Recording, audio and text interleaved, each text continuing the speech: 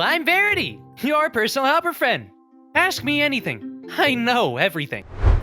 Today I'm making two creepy plush monsters named Verity, but they're from completely different games. The first one is Verity Monster from Garry's mod, and the second is Verity from Forsaken Roblox. Even though they share the same name, they look completely different. So it'll be interesting to compare them as they come to life in plush form. I'll be sewing, stuffing, and adding all the little details to recreate both characters as accurately as possible. Let's see which Verity turns out better. Let's get started.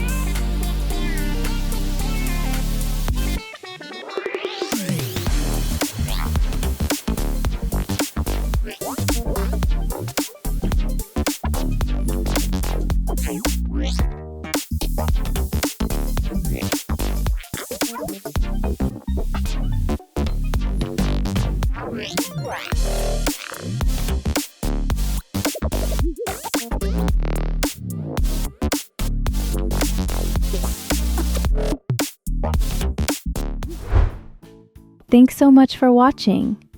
If you enjoyed these handmade plush toys, don't forget to like, subscribe, and tell me in the comments which character I should make next. See you in the next video!